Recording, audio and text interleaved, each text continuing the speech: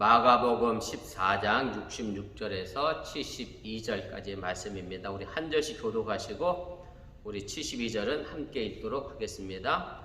베드로는 아랫뜰에 있더니 대제사장의 여종 하나가 와서 베드로가 불태고 있는 것을 보고 주목하여 이르되 너도 나사렛 예수와 함께 있었도다 하고는 베드로가 부인하이르되 나는 내가 말하는 것이 무엇인지 알지도 못하고 깨닫지도 못하겠노라 하며 앞들로 나갈새 여종이 그를 보고 곁에 서 있는 자들에게 다시 이르되 이 사람은 그 도장이라 하되 또 부인하더라. 조금 후에 곁에 서 있는 사람들이 다시 베드로에게 말하되 너도 갈릴리 사람이니 참으로 그 도당이니라. 그러나 베드로가 저주하며 맹세하되 나는 너희가 말하는 이 사람을 알지 못하노라 하니 닭이 곧 두 번째 울더라. 이에 베드로가 예수께서 자기에게 하신 말씀 곧 닭이 두 번 울기 전에 내가 세 번 나를 부인하리라 하심이 기억되어 그 일을 생각하고 울었더라. 아멘. 오늘은 84가입니다. 베드로가 부인한 그런 사건의 내용이고요. 오늘 24장을 마무리하고 15장으로 넘어가면 이제 빌라도의 재판이 시작되고 예수님께서 십자가에 못 박히도록 넘겨지는 사건이 이제 이어지게 됩니다. 그래서 오늘 이 본문 내용은 사실은 그렇게 길지 않아서 제가 15장으로까지 해서 확대해서 좀 나갈까 그렇게 생각을 했는데 15장 내용이 또 뭐 다른 내용이라 오늘 좀 짧지만 오늘 본문만 말씀을 하고요. 다음 주에는 좀 길게 15절까지 예수님께서 신문 받으시고 십자가에 넘겨지는 그런 내용 빌라도의 재판을 함께 살펴보도록 그렇게 하겠습니다. 내용분야와 계율을 보시면 이제 우리가 지난주에 예수님께서 산헤드린 공회에서 신문을 이제 받으십니다. 물론 이제 산헤드린 공회라고 해서 원래 신문 받았던 특별한 장소가 아니라 이제 대제사장의 집들에서 이제 신문을 받게 된 거고요.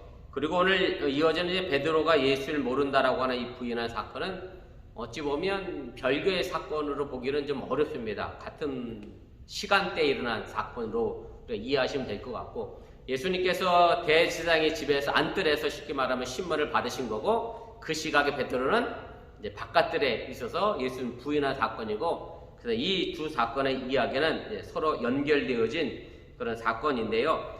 그래서 우리가 지난 시간에도 얘기했습니다만은 그동안 예수님께서 메시아라고 하는 것 자체가 늘 이제 비밀로 했잖아요. 모든 병자들을 고치시고 나서 조용히 해라, 잠잠하라 하셨는데 이제 본인 스스로가 지난주 처음으로 자신이 메시아임을 분명하게 담대하게 신앙 고백을 하셨고 사실은 이제 그것과 아주 긍정하게 베드로는 예수님을 모른다 부인하는 것을 등장시킴으로 해서 이 두 내용을 마가복음 저자가 대조시키고 있다. 우리가 그렇게 생각해 볼 수가 있습니다. 그래서 어쨌든 예수님께서는 자신의 신분을 자신의 적대자들에게 쉽게 말하면 거짓 증거를 찾아서라도 어떻게든 예수님을 죽이려고 했던 그런 사람들에게 예수님 스스로가 내가 너희들이 말하는 신성모독죄를 범했다라고 예수님은 스스로 신성모독죄라고 얘기한 건 아니지만 이제 그들이 예수님의 고백을 듣고 신성모독죄의 죄를 부여함으로 해서 이제 사형이 집행되는 그런 처지에 놓이게 됐고 어쨌든 베드로는 그런 상황에서 이제 비겁한 행동을 이제 하게 됐고 그래서 우리가 이 두 단락의 본문을 읽으면서 예수님처럼 신앙적으로 담대하게 고백하는 신앙이 우리에게 필요하다는 것 그리고 다시 말씀드리면 베드로처럼 어떤 사건 앞에 비겁하게 내가 예수를 모른다라고 부인하는 것에 대하여 경각심을 주고 있음을 여러분들이 기억하시기를 바랍니다.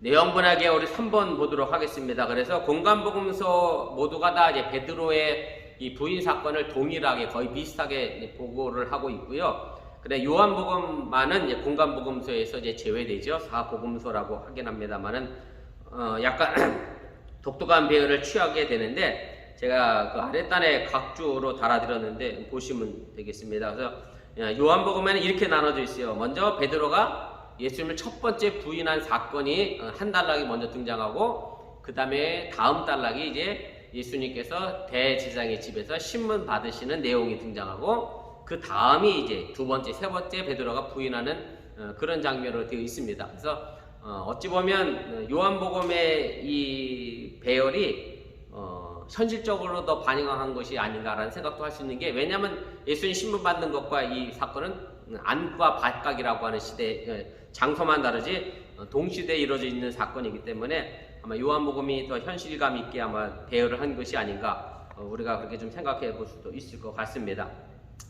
4번입니다. 그래서 대제사장의 집의 뜰과 이제 바깥뜰에서 일어난 이 두 사건에는 이제 베드로만 이제 등장하게 되고, 예수님은 이미 앞서 대제사장에게 신분받는 데서 이제 등장했기 때문에 더 이상 등장하지 않게 되고, 제가도 아까 말씀드렸던 것처럼 이제 베드로가 자신이 신분이 탄로나는 것이 무서워서 예수를 모른다 부인하는 것으로 그 내용이 이제 전개가 되어지게 됩니다. 우리 2페이지 제일 꼭대기로 넘어가도록 하겠습니다. 그래서 오늘 66절의 시작이 이제 베드로가 아랫뜰에 있는 것으로 이제 시작을 하게 되는데, 사실은 뭐 아랫뜰에 있을 수밖에 없는 상황의 구절이 이미 앞서 나왔습니다. 우리 54절에 예수님이 군인들에게, 군사들에게 체포되고 잡혀가게 되자 제자들이 모두 도망갔잖아요. 근데 도망가다가 베드로만 마음을 바꿔서 다시 예수님을 뒤쫓아가게 됩니다. 54절에 언급된 내용인데, 54절에 이렇게 되어 있었죠. 베드로가 예수를 멀찍이 따라 대제사장의 집들 안까지 들어가서 아랫사람들과 함께 불을 쬐더라. 그래서 이미 여기서 이제 베드로가 예수님을 바깥들에서 지켜볼 수밖에 없는 상황을 묘사한 거고, 결국 어쨌든 예수님은 그 집들 안에서 이제 신문을 받았음을 이야기를 하게 됩니다. 6번입니다. 그래서 마가복음 저자는 십자가를 향해서 담대하게 나아가는 예수님의 그런 모습과, 그리고 예수님 스스로가 자신이 그리스도다, 메시아다, 내가 찬양받으실 만한 분의 아들이다 라고 이제 고백한 것과 베드로의 부인을 대조시키고 있음을 우리가 기억하시기를 바라고요. 그래서 제가 이 부분을 또 생각하면서 제가 거기다 쓴 내용 가운데 이제 이 내용이 참 어찌 보면 우리들의 신앙생활 속에도 많이 적용되는 부분이 아닌가 그런 생각을 해요. 무슨 얘기냐면, 베드로가 사실은 이런 엄청난 사건을 부인을 하게 된 이유가 정말로 중대한 문제가 아니라 아주 어떻게 보면 사소하다라고 말할 수밖에 없잖아요. 왜냐하면 여종 하나가, 어떤 여종인지도 모르지만 그냥 대제사장 집에서 일하는 여종 하나가 와서 물었던 건데, 그 질문 때문에 결국 베드로가 이런 부인을 하게 만들었다라고 하는 얘기고, 말 그대로 어떤 뭐 대제사장이나 율법자들이나 뭐 서기관과 바리새인들 앞에서 했다고 하면 아유, 베드로가 참 무서워서 그럴 만도 했겠다라고 생각할 수 있는데, 정말로 여종 하나가 한 정말로 작은 것에 불과하다라고 하는 것을 우리가 좀 생각해 볼 필요가 있다라고 하는 얘기고, 쉽게 말씀드리면 우리가 큰 일로 인하여 예수님을 뭐랄까요, 배신하고 배반하는 일은 거의 없고, 대부분 다 이 정도는 뭐 괜찮겠지라고 하는 너무 작은 일에 우리가 예수님을 배신하고 부인하는 결과의 삶을 우리가 살지 않는가, 그러니까 이 부분도 다시 한번 좀 생각해 볼 수 있기를 주님의 이름으로 부탁을 드립니다. 본문주에 가도록 하겠습니다. 그래서 대제사장이 한 여종이 이제 베드로에게 던진 질문이 무엇이냐라고 하는 건데요. 67절입니다. 베드로가 불 쬐고 있는 것을 보고 주목하여 이르되 너도 나사렛 예수와 함께 있었도다 하거늘 이렇게 질문을 합니다. 그래서 나사렛 동네에서 나온 예수님과 함께 있었다라고 하는 단순히 지나가는 말로 이 여종은 질문을 던졌고, 그런데 뭐 우리나라 말에 도둑이 제발 저린다고 두려움에 떨고 있던 베드로에게는 이 말이 엄청난 이제 충격적인 말로 아마 다가왔을 거고, 아마 무척이나 당황하지 않았을까 이제 그렇게 생각을 하게 됩니다. 그런데다가 베드로 입장에서는 여종과 단둘이 있었다면야 아마 덜 무서울 수도 있었을 것 같아요. 그런데 그곳에서 다른 여러 사람들과 함께 불을 쬐고 있는 상황이었으니까 다른 사람들에게도 자신의 신분이 탄로날 것이 무서워서 더 두려움에 빠진 것이 아닌가, 우리가 그렇게 생각을 해볼 수가 있습니다. 이에 대하여 이제 베드로가 68절에 이제 대답을 합니다. 베드로가 부인하여 이르되 나는 네가 말하는 것이 무엇인지 알지도 못하고 깨닫지도 못하겠노로 하며 앞들로 나갈새, 이제 그 자리를 이제 베드로가 피하게 되게 되는데, 베드로가 말하는 뭐 내가 말하는 것이 뭔지 모르겠다, 나는 깨닫지도 못하겠다라고 하는 얘기는 쉽게 말하면 나는 알지도 못하고 네 말을 이해하지도 못하겠다. 도대체 너는 뭐 요즘 말로 하면 무슨 말하는 거냐? 알 수가 없다라는 것으로 우리가 이해하면 될 것 같고요. 어쨌든 이 문장에도 뭐 히라보 원문을 보면 이중부정으로 되어 있어서 베드로가 부인하는 것을 아주 강조하는 것으로 그렇게 되어 있습니다. 이제 베드로의 이런 부인을 들은 그 여종이 이제 곁에 서 있는 사람들에게 다시 이제 베드로가 누구다라고 이야기를 하게 됩니다. 우리 69절로 내려가겠습니다. 여종이 그를 보고 곁에 서 있는 자들에게 다시 이르되 이 사람은 그 도당이라 하되라고 이제 이야기합니다.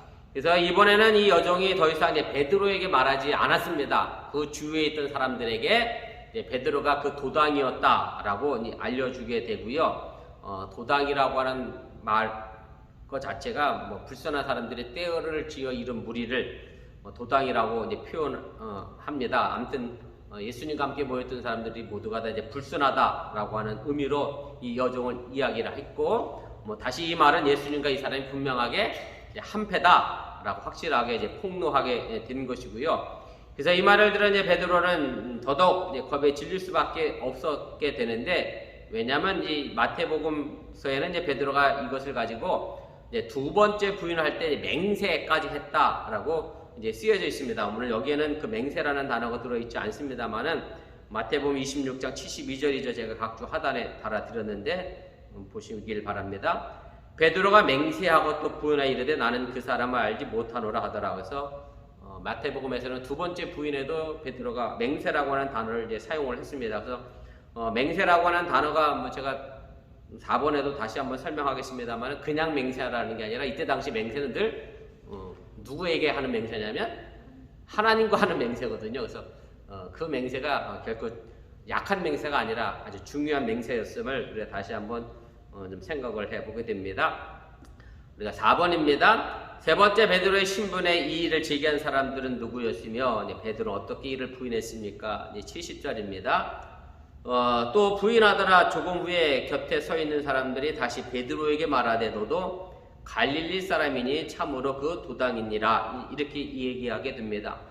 나중에 두 번째까지는 여종 한 사람이 계속해서 베드로를 집요하게 이제 질문을 했다라고 하면, 세 번째는 많은 사람들이 이제 베드로가 이제 갈릴리 사람이었고 그래서 예수님과 함께였다라고 하는 것을 이제 주장을 하게 되고 사태가 조금 더 이제 악화가 됩니다.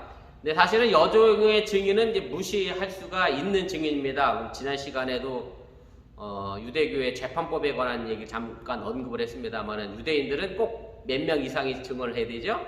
2명 이상이 증언해야 어떤 사람의 죄를 정할 수가 있게 되는데 한 여종 한 종이 한 것에 대해서는 무시할 수 있어요. 특별히 예수님 당시도 그랬습니다만 숫자로 안 들어가는 사람들이 여자였고 어린아이였기 때문에 여종 하나가 증언했다고 해서 그게 증언이 될 수는 없는데 법적인 효과는 없는데, 그런데 그 여종이 한 이야기를 통해서 다른 사람들이 같이 듣고 베드로가 갈릴리 사람이다 라고 증언을 해버리면 결국 베드로도 2명 이상의 증인이 생기기 때문에 베드로도 그 한표가 돼서 그 죄를 정죄할 위협이 되기 때문에 베드로는 이 부분에 대해서 아주 강력하게 이야기를 하게 됩니다. 그래서 저주하며 맹세하였다라고 이제 하는 얘기인데요. 근데 어쨌든 이 저주하고 맹세했다라고 하는 얘기가 이제 아주 강하게 쓰여지면서, 물론 이 부분에서 이제 베드로가 어떻게 자신에 대하여 이제 저주했느냐, 또 어떻게 이 말을 가지고 맹세했는지가 이제 분명하지는 않습니다. 뭐 저주라는 말을 예수님을 저주하고 욕한 건지, 아니면 쉽게 말하면 요즘 말로 하면 우리 식으로 얘기하면 내가 거짓말하면 내 손에 뭐 장을 지시겠다. 그러면 나에 대한 저주잖아요. 뭐 이거였는지, 아니면 베드로에게 그 말을 갈릴리 사람이라고 너도 갈릴리 사람이다 한 사람들을 저주한 건지, 어쨌든 예수님을 향한 건지 베드로 자신을 향한 건지 다른 사람을 향한 건지 어쨌든 이 본문만으로는 이제 분명하지 않다라고 하는 얘기고, 아무튼 저주라고 하는 이 표현을 통해서 베드로는 아주 강하게 그렇지 않다라고 부인했음을 우리가 알게 되고요. 그래서 제가 아까 맹세라는 말도 제가 아까 드렸습니다만 이 맹세라는 말도 하나님을 이제 증인으로 내세우는 그런 행동이었기 때문에 자신의 그 행위에 대하여 또 뭐랄까요 저주에 대하여 분명하게 이야기하고 있음을 우리가 이제 알게 됩니다. 자, 그럼 베드로가 예수님과 한패라고 쉽게 의심받았던 이유가 뭐냐? 이게 70절 후반부에 나와 있는 그런 내용인데요. 너도 갈릴리 사람이니 참으로 그 도당이다 이렇게 되어 있는데 마태복음에서는 이 갈릴리 사람이라는 말이라고 안 쓰였고 뭐라고 되어 있느냐면 내 말소리가 너를 표명한다 이렇게 되어 있어요. 쉽게 말하면 뭐 저도 갈릴리 사람의 말투가 어떤지 모르겠습니다만 아무튼 이스라엘 백성들 입장에서 보기에는 갈릴리 사람이 어떤 사투리를 쓴 것이 아닌가 우리가 그렇게 생각하게 되고 어쨌든 베드로의 말투가 갈릴리 사람 말투였기 때문에 쉽게 이제 사람들은 베드로가 예수님과 한패라고 이제 본 것이고요. 또 예수님의 첫 제자들이 사실은 대부분 다 어디서 온 사람들이냐면 갈릴리 사람들이었잖아요. 갈릴리에서 고기 잡던 어부들이었고 갈릴리 사람들이었기 때문에 그래서 예수님의 운동이 사실은 갈릴리 운동이라고 하는 것으로도 평가될 정도로 갈릴리로 기반을 했기 때문에 그 말투가 어떻게 다른지는 뭐 저도 정확히는 알지 못하지만 아무튼 베드로의 그 말투가 갈릴리 사람의 말투였기 때문에 예수님과 쉽게 한패로 이제 의심받게 되는 그런 상황이 되게 됩니다. 우리 6번입니다. 그래서 베드로는 마지막으로 예수님을 어떻게 부인했습니까? 오늘 71절인데 베드로가 저주하여 맹세하되 나는 너희가 말하는 이 사람을 알지 못하노라 그렇게 이야기를 하게 되고요.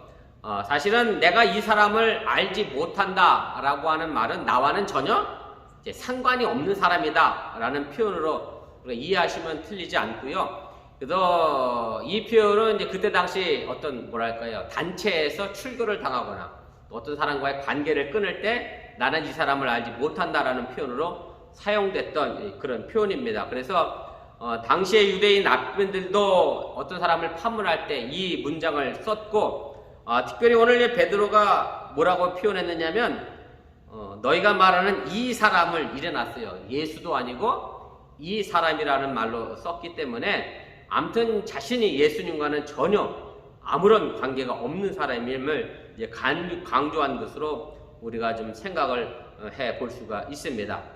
그래서 아무튼 예수님의 예언대로 베드로는 여러 증인들 앞에서 단호하게 예수님을 부인하게 됐다라고 하는 얘기입니다.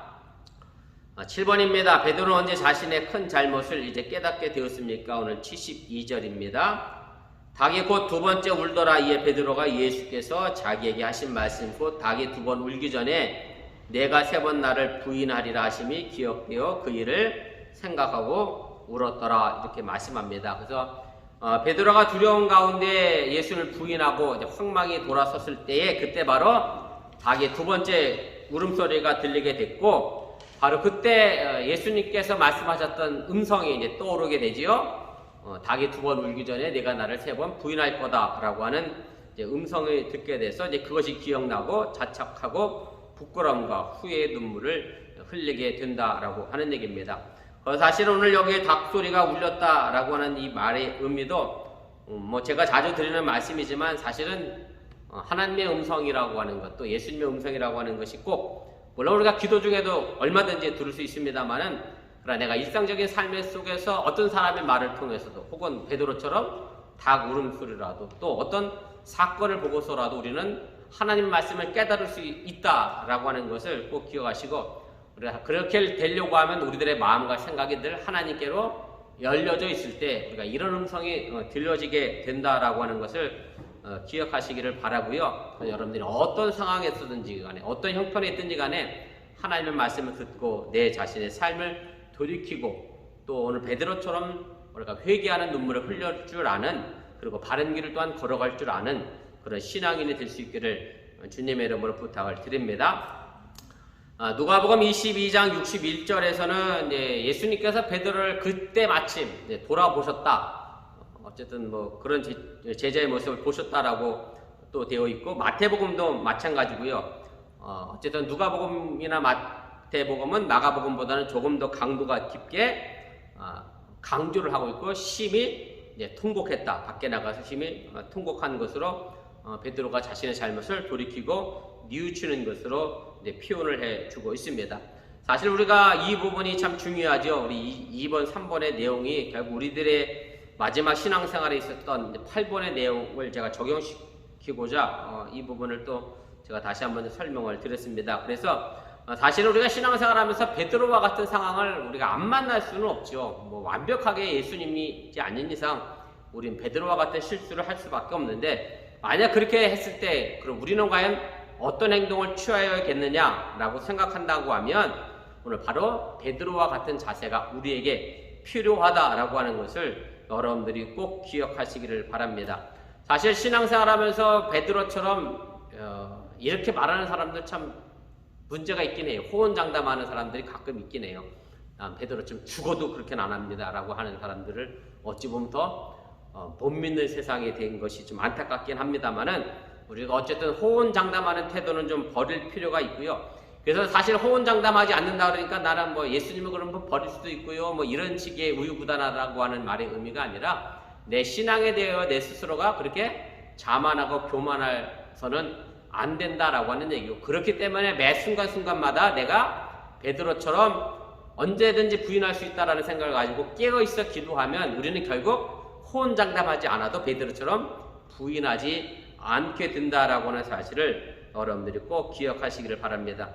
그래서 저희 아버지가 생전에 늘 하셨던 말씀 가운데 이런 얘기 제가 또 여러 번 해서 또 드려 죄송합니다만, 만약에 다시 6.25 같은 전쟁이 나서 북한군이 내려와서 총 들고 너 예수 믿을래 안 믿을래 이렇게 묻는다면 우리 아버지는 뭐라 그랬냐면 그때 가봐야 한다 이렇게 대답하셨거든요. 왜냐하면 사실 그게 전 정답이라고 생각하는 게, 그래서 저희 아버지가 그 다음 하는 말이 그거예요.